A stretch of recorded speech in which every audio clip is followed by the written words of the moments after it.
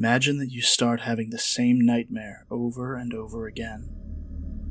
Something that's followed you since childhood. Now imagine that your brother is having the same exact dream. And not just him, but 2 of your closest friends are having it too. 4 people with the same recurring nightmare. So you try to figure out what's going on. You go deeper. Eventually, you undergo hypnosis. During that session, something surfaces. A memory. Something that happened years ago. Something so disturbing that your mind buried it. Just thinking about it makes your heart race. Then your brother undergoes hypnosis. Then your friends. And one by one, all of you uncover the same memory. The same place. The same event. The same experience. It feels real. Too real to ignore. There's just one problem. What you remember is so horrific, but no one believes you. And eventually, you're not even sure if you believe it yourself. This is the story of 4 friends and what they claim happened to them in the wilderness of Maine. In 1980, a 28-year-old art dealer named Jim Weiner began experiencing a series of strange and increasingly disturbing symptoms. Out of nowhere, he would experience sharp pains in his chest, the left side of his body would go numb, and then came the nightmares. He would wake up in the middle of the night completely paralyzed, unable to move, unable to speak, and standing over him was a figure, a shadow. Sometimes he felt he was being lifted off the bed, other times he heard strange, almost hypnotic sounds. But the one constant was that presence, watching him.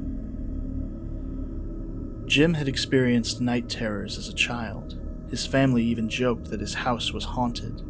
They gave the thing a name, Harry the Ghost. But as he got older, the nightmares stopped, at least until now.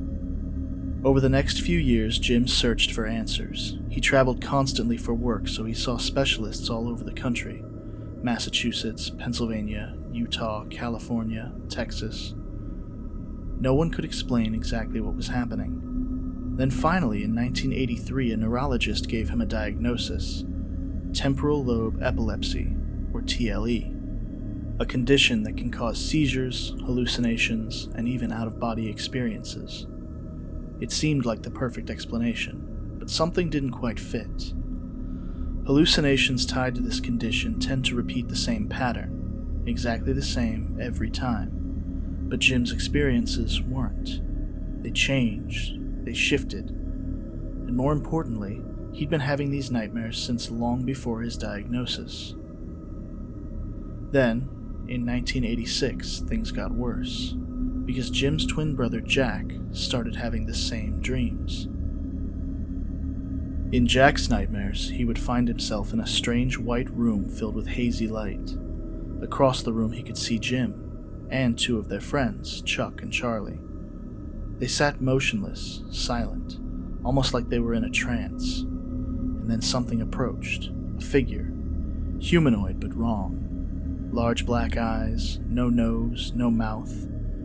It moved towards him, holding a metallic instrument. And then it grabbed his arm and forced it upward, as if examining him. And just before anything else would happen, he would wake up, terrified.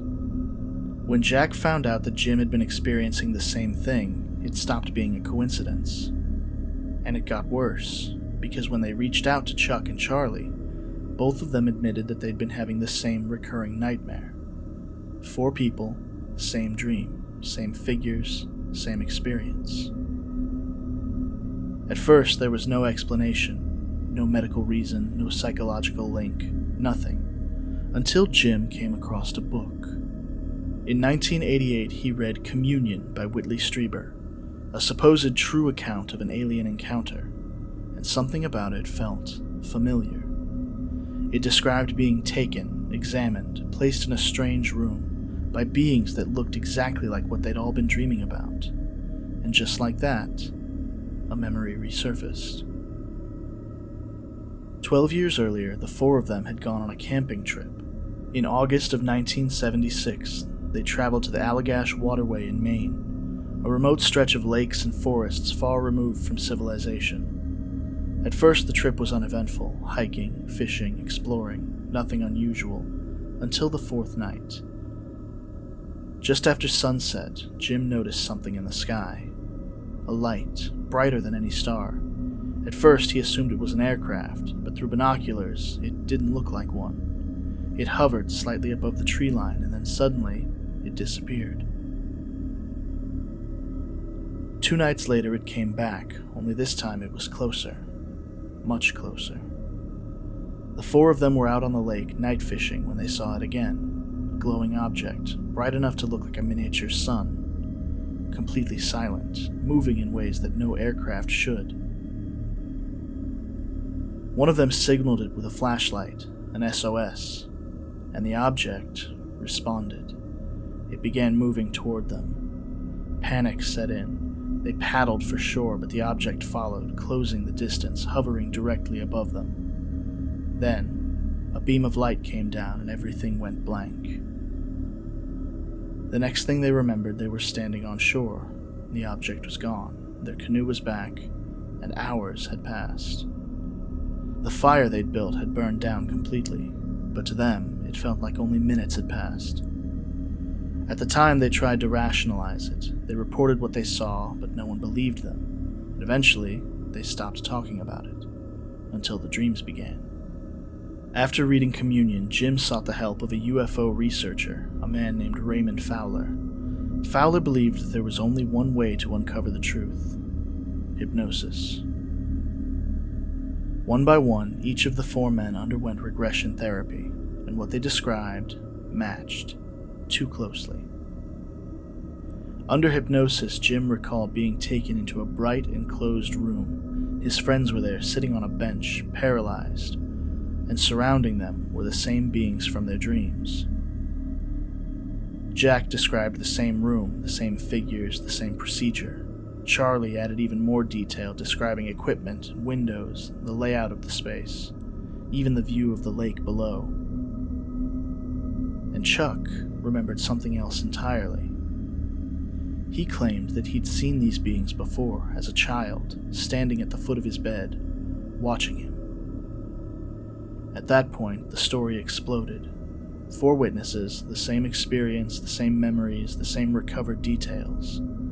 They even passed polygraph tests. But there was still a problem. Everything they described sounded familiar, too familiar, like something pulled straight out of science fiction. And then years later, everything changed. In 2016, Chuck came forward with a new story.